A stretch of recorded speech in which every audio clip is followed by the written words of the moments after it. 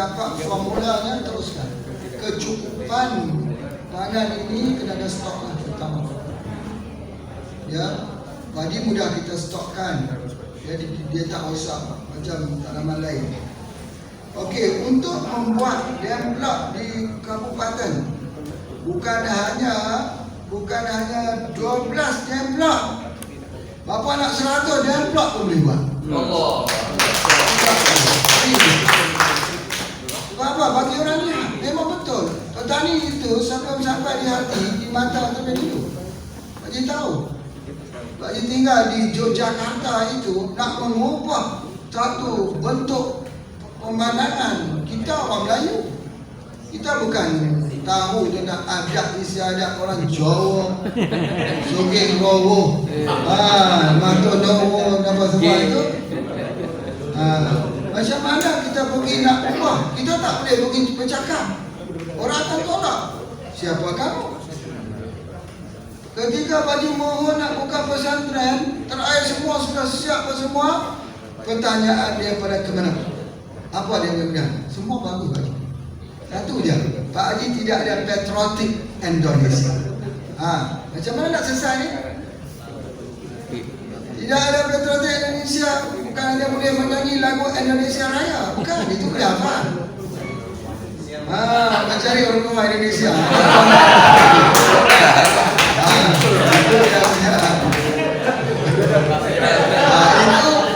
Ini bukan lagi patriotik.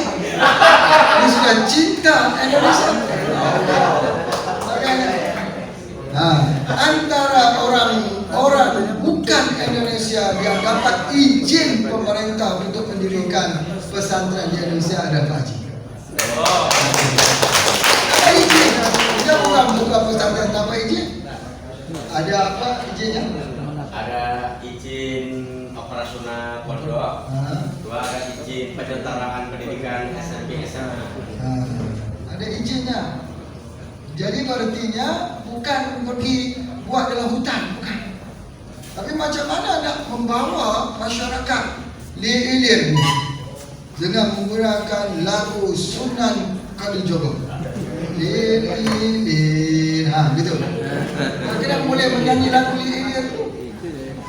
Orang boleh terima, betul. Pak Lim bersetuju. Cumanya satu saja. Tadi nak sebut dekat sini. Kewujudan POC ini bukan persaingan. Jangan sebut sebagai persaingan dengan apa-apa yang ada. Tidak ada. Kewujudan kita adalah mengangkat sebuah cara yang mudah, murah, cepat dan untung. Yang kepentingannya kembali kepada petani itu sendiri. Cuba ambil POC pupuk hitam kita. Hanya dengan POC pupuk hitam kita ini untuk 10 hektar pokok sawit. 10 hektar. Berapa harga Pak Haji? Harganya sangat murah tu. 10 hektar dia 10 hektar. Ada di aplikasi. Tak habis lagi. Offline ni kayaknya. Pokok sawit.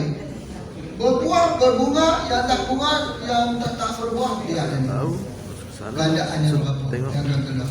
Kalau Pak Haji nak menguntung meja mahal-mahal, Pak Haji tak. Di depan Bukan SMK itu. Pertanian Kita ada. pernah susah di zaman dahulu. Kita pernah menyaksikan petani depan SMK. terpaksa Ya, warna ya? makan ubi, Depan SMK singkong Pertanian. hidupnya. BPT. Jadi jangan buat lagi petani menangis. Jalan yang bagi mereka ada jalan. Ini dia, my way. Ini dia, subhanallah, cara campurnya, Allah ajaib. Ini ke semua ada di Sumatera. Bahan ni semua ada di Sumatera, tapi masih belum dibuka. Ilmu keilmuannya itu terbiar kosong, tak diambil orang. Ya, Siapa usah yang ambil? Serah mana? Ya, kita tak tahu. Seraan mana nanti? Ya, halo. Terserah di mana? Masuk ni je. Dah, sudah. Perlu banyak-banyak. Bawa pergi ladang, bawa ini dalam poket. Boleh ambil gambar. Cerita lama. Tak perlu bawa kerak. Naik sepeda saja. Sebab. Apa macam apa? Sepeda tak. Tahu macam mana dapat dia nak kaya, jual harga murah 10 hektar pula. Ya, ini bukan kekayaan. Ini adalah karya akhir. Ibadah. Ibadah. Apa kita betul?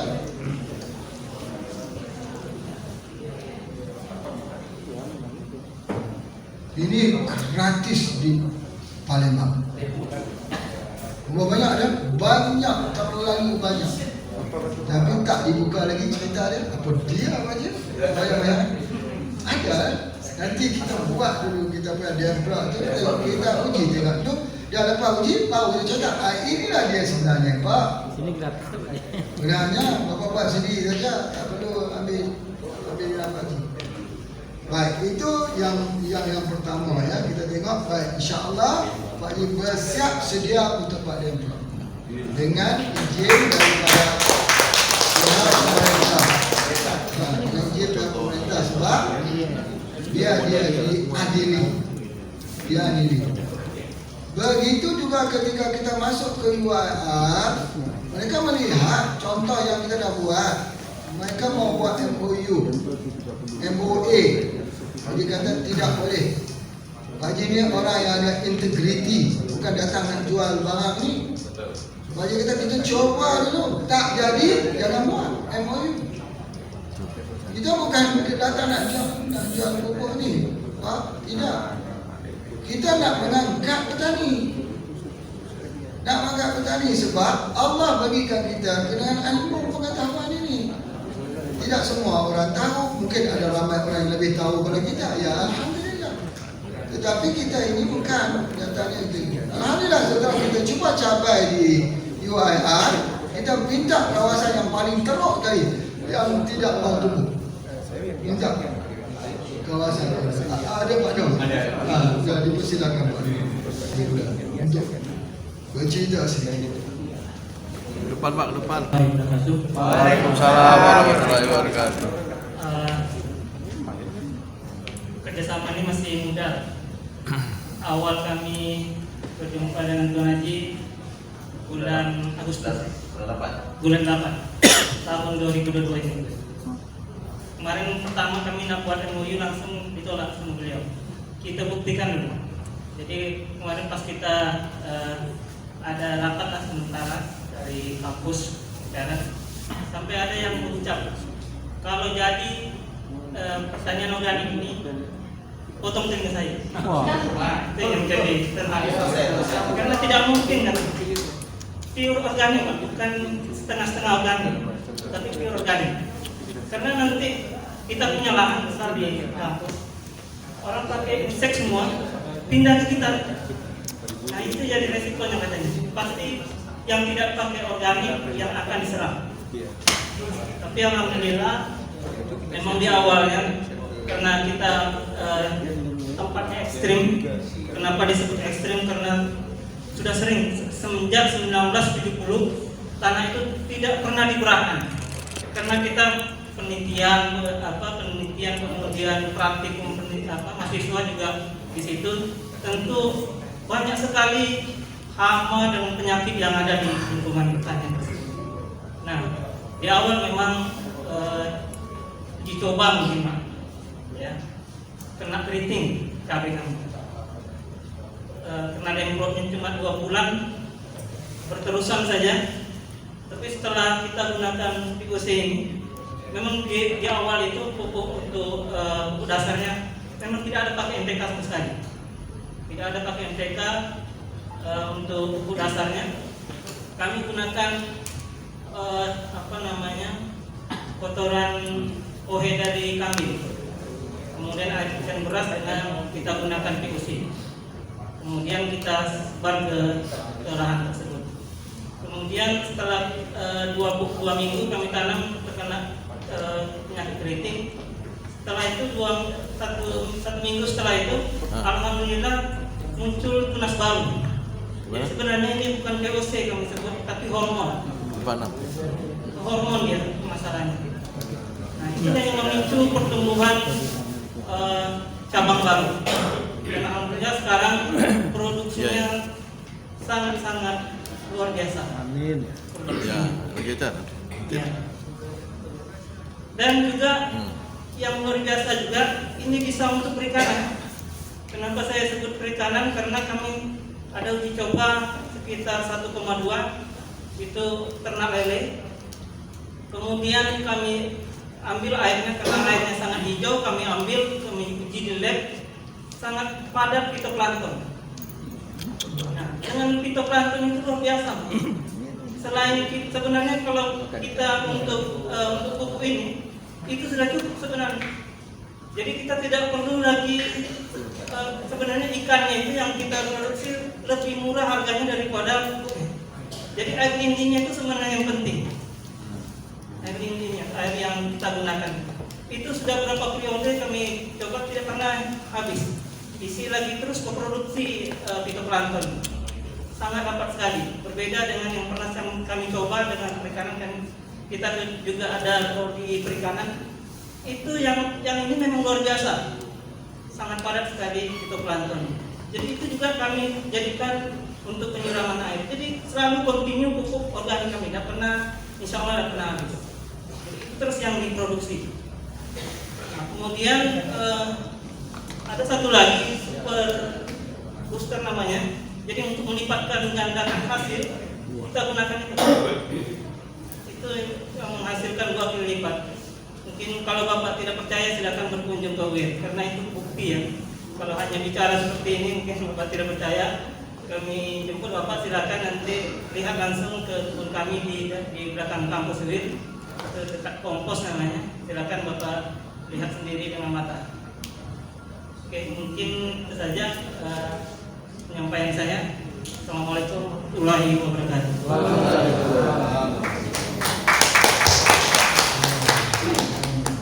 Oke, seterusnya bagi pertanyaan yang seterusnya ya kita bersiap untuk membuat projek-projek yang non-profit project. Ini memang salah satu kegembiraan kita, satu kebahagiaan kita. Apa juga projek mari kita buktikan, yang paling penting buktikan. Dan Pak lihat di sini ada kawasan padi yang luas, menarik sekali. Kalau kawasan padi yang luas ini kita berbicara tentang kecukupan beras, khususnya beras yang bersumberkan kepada beras sihat. Bapak Ibu sekalian, beras yang kita keluarkan itu dia tak basi 3 hari. Kita masak dia tak basi 3 hari, tak basi. Dan rasa dia enak. Kalau sudah orang mula mengambil beras kita, dia sudah tidak mau beras yang lain. Sebab enak. Dia seperti beras gunung, seperti beras di Jepang misalnya. Ya, biasanya ada beras yang dekat Jepang menjual mahal kan. Begitulah dia punya taste dia. Dia punya rasa. Okey, ada satu perkara lagi Pak nak sebut ialah tentang GMO, rekayasa genetik. Ini memang tidak boleh digunakan. Ya, biasa kita tengok ada persatuan soya se-Eropah membakar ribuan hektar kerana soya-soya mereka dengan guna keadaan GMO. Tetapi kita dapat mengembalikan genetik yang asal kepada suatu pohon, satu jenis yang sudah F3, F4, F5 yang duduk di bawah. Jadi berarti kalau kita belajar di universiti, kita belajar bibit itu masih ambil daripada F1, betul? Betul. Sepakat ya? Ya. Tetapi tidak. Kita boleh ambil daripada bibit itu, misal kata kita dalam cili sekarang di UIR, kita boleh ambil dia punya buah itu untuk kita jadikan bibit. Nanti buah yang ketiga ambil lagi untuk jadikan bibit. Maka di situ biasanya tidak boleh sebab dia sudah tidak menyamai lagi dengan bibit asal. Tapi tidak, dengan menggunakan POC dia tetap memunculkan ciri istimewa bibit asal. Ini yang hebatnya, iaitu dia ada perubahan genetik. Dia membuatkan genetik itu yang lebih teradaptasi dengan lingkungan. Bagi dia punya satu contoh di dekat Malaysia membuat peternakan sapi besar-besaran luas. Mereka buat satu Malaysia dibuat oleh pemerintah untuk kecukupan, tapi semua gagal. Sebab apa gagal? Sebab sapi yang mereka beli itu asal daripada tempat dingin di Australia, lalu dibawa diternak di tempat panas. Sudah berlaku perubahan nature hidup dia itu, habitat dia hidup. Maka begitulah dengan tumbuh-tumbuhan. Jadi apabila pergi di kepulauan dekat di Sulawesi, di Palu, maka di situ sudah terjadi pokok-pokok kakao yang sudah lebih pada 20 tahun yang sudah jadi kecil buahnya. Kecil buahnya dan hasilnya sikit. Maka dengan penggunaan daripada POC ini, dia kembali kepada kekuatan genetik awal. Kita buat dia jadi seperti awal semula. Itu ada video semua sayang. Kita tak dapat lihat. Jadi pengembalian pada genetik ni, GMO ini bukan seperti GMO yang dibuat oleh rekayasa GMO, tetapi satu bentuk vibration yang boleh kita buat. Misalnya, satu contoh, pokok padi. Pokok padi di tempat padi ada 500 relung. Jadi pokok padi yang ditanam oleh orang lain menggunakan bibit yang sama, tetapi yang keluar dipanggil padi angin. Buahnya itu tak penuh, sikit ataupun kosong. Tetapi Pak Haji buat 500 relung, kesemuanya full buah. Tidak ada wujud dia punya padi angin. Di mana kita membetulkan genetiknya ini? Sewaktu awal nak guna, mesti rendam minimalnya semalam. Dengan merendamkan semalaman, maka kita telah mengubah genetik bibit tadi menjadi seperti awal. Dia akan mengeluarkan satu bahan yang dikenali sebagai indole acetic acid. Indole acetic acid ini, selain daripada 7 hormon, kita ada auksin, gibberellin, cytokinin. IAA ini, indole acetic acid inilah yang membuatnya pokok padi kita tidak disukai oleh binatang-binatang serangga yang jadi pengisap kepada batang, sebab dia keras. Jadi terhindar dengan syarat dia bermula daripada awal. Kemudian pula tidak disukai oleh tikus, tak disukai oleh burung. Sebab apa? Sebab Allah buat begitu. Allah buat mungkin ada taste-nya, ada baunya, apa, wallahu a'lam. Pak Haji bukan ahli sains, tetapi tahu kata kewujudan indole acetic acid. Jadi padi kita lebih kuat daripada orang lain. Nah, ketika sedang air banyak, tiba-tiba dia kering, bumi merekah, tidak ada air, pokok padi kita akan hijau sampai keluar hasil. Bagaimana hijau? Kalau biasanya kalau kering itu akan menyebabkan dia kuning. Itu saya tak dapat lihat dia punya slide. Sayang sekali.